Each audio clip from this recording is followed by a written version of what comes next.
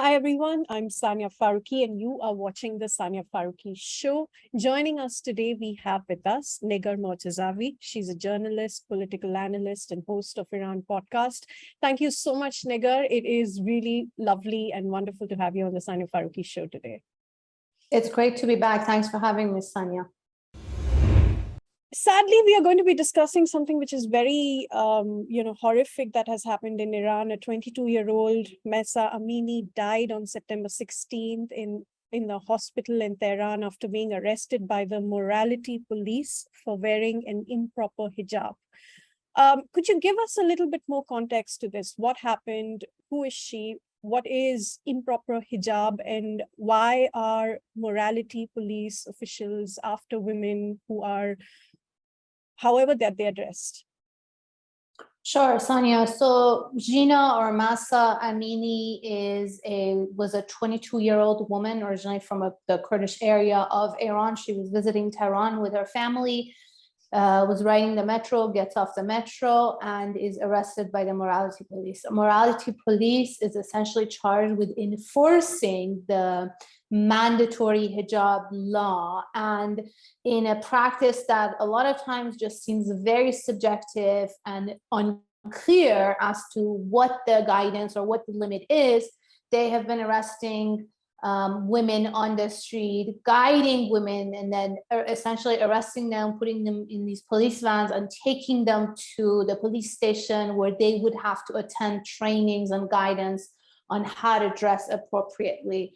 What we're still not clear what exactly and how exactly this tragic death happened, what led to Mahsa's death. Her family say that she was a healthy woman, she was young, 22 years old, and the state police, the police is claiming that she suddenly collapsed and that it wasn't anything that they did to her. But what's clear is that Mahsa died while in police custody. So the responsibility of her well-being while in detention is with the detaining authority. And also another thing that sort of created this mistrust between the society and the police is that people have seen time and again images and footage and essentially evidence of violence by this morality police when they drag women into the police van, when they arrest them violently. So a lot of people basically are suspicious or saying that obviously it's a violent practice and the violence is what led to her death. So the circumstances as far as medically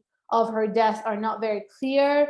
The government is saying that they're trying to investigate, although again, the population doesn't have a lot of trust in the government investigation of the issue. There have been past instances, similar instances that the investigations weren't very transparent or accurate.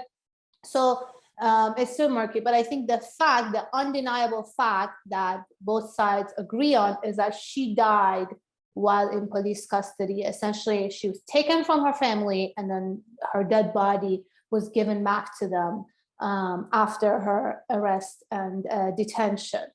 Yeah. And as far as the morality police, as I said, it seems like a very subjective way of treating women, because they have put out footages of Mahsa in detention or Gina in detention. And what even many religious Iranians are saying is that she looks very usual and her dress looks very like a normal, usual Iranian woman. It doesn't look un-Islamic by any stretch of imagination. So why exactly she was detained and taken essentially to her death is still very unclear and a source of anger for the people who are on the street protesting. Yeah. And coming to that, we're seeing women who are out on the streets. We're seeing men as well who are out on the streets protesting right now. A lot of women are burning their hijabs, even cutting their hair. There's a lot of anger, a lot of aggression, expressive aggression that we're seeing. And Iranian women who are challenging these unjust rules imposed towards them at enormous personal cost. Do you think any of this is going to impact the government, Iran's government, to make any changes or even just hear the women out? As you said that Mahsa was dressed appropriately, she was not wearing anything un-Islamic, so why did the police go after her? Why was she arrested, or why was she under any form of detention? Do you think these questions will be raised within the government and they will do something about it so that such deaths or such incidents, as they called it, won't happen in the future? Well, the backlash and the anger has been massive, Sania, as we're seeing videos of protests of people on the street, also a lot of protests and opposition on social media, massive movements, hashtags, sharing of information. What's interesting and a little bit different is that this anger and the frustration against the morality police that has been building up over the years. This is not new. This is not a first time. This anger has been building up over the years. The opposition has reached a lot of in new corners of the Iranian society. Now you have religious Iranians, even some who observe the hijab themselves, it's their belief to wear the hijab, coming out and saying that we observe it, we're religious, but this kind of violence, this violently forcing women who don't believe it to be dressed the way you want them to be, is un-Islamic, is against our beliefs. I've seen religious scholars coming out against it. I saw a Grand Ayatollah this week issuing a statement saying that the morality police, the practices of the morality police are illegal, irrational, and immoral. He says that from a rational perspective, this is not going to work, because if you want to impose what you consider a virtue and a value, but with violence and this kind of violence, it's going to backfire. It's also illegal because he says there's nowhere in the Iranian law that is specifically mentioned that police needs to be enforcing the mandatory hijab law. And it's also immoral because he says it's un-Islamic. Nowhere, this religious scholar says that nowhere in Islam are Muslims invited to take violence to impose their beliefs and their virtue on others. So we're hearing it from different corners. I'm hoping that this tragedy, this massive tragedy, and essentially the killing, the brutal killing, will become a turning point to completely abolish and listen to these calls to abolish the morality police. That's what we're hearing from a lot of people, to abolish the mandatory hijab law. We're hearing people on the street chanting for freedom, and some are saying for optional hijab, and also more specifically to abolish the morality police and this violent practice of essentially harassment. It's street harassment against women. And what's interesting is that there's no way in Islam which says that there needs to be a morality police anyways. That in itself is highly un-Islamic. Talking about the mandatory hijab wearing, which was imposed several years ago after the 1979 Islamic Revolution, and right now we're in 2022, and as we discussed, we've now got morality guards or police to ensure women dress a certain way. Despite these rules, women have been fighting back, and we've seen that happen over the years. Just to give our audience a little bit more context, what is the reason behind the need to control what women wear in Iran, which is been imposed so aggressively for years to come? Why women? What is this obsession with how women dress up? Well, it's a radical reading of this Islamic teaching that women should be forced to cover up, as opposed to what some of these religious scholars are saying, that this should be part of your belief and it should be something that you choose to follow, as opposed to being forced. And it's been written in Iranian law and it's been enforced. But what I think creates this backlash is that Iranian women, and essentially a big part of the society, have been pushing back against this mandatory law. They've been pushing back against the enforcement, many times violent enforcement of this mandatory law from the beginning. So one of the first protests after the revolution by women was actually against the mandatory hijab. It started step by step, so it wasn't overnight. First, they started with government workers, women who work in government offices. They went to other agencies, and then eventually it led to a complete coverage of any place that's public. So women have been pushing back against that, and also against what the state considers appropriate, because that meaning has also changed over the past decades. Back in the 1980s, immediately after the revolution, the state was trying to dictate dark colors, solid colors, very long robes, essentially covering all of your hair, only your face showing, covering up to the wrist of the hand. But over the years, women have been pushing back and back in so many ways. Now the coverage has become shorter, the dresses have become tighter, the scarf has gone further, you see more hair coming out, you see shorter and shorter sleeves, and also color. Women are trying to wear more colorful and to push back against what the state has been trying to mandate. So if you look at it, I think I always say the best reference and the best way to understanding this is to go and look at public images of streets in Iran over the decades. In the 1980s, what women looked like, in the 1990s and the 2000s, and then compare it to today. And you'll see how generations of women from my own mother's generation to my generation, and now many of my younger sisters, have been pushing back against the state mandate and also the details of what the state considers appropriate for women. So nowadays, in many big cities, in many neighborhoods, you see a lot of women taking off their scarf and not covering any of their hair when they're driving, when they're walking on the street, and essentially pushing back against this enforcement by the state. And then because of that, the police, or the morality police, has become even more and more aggressive, more and more violent.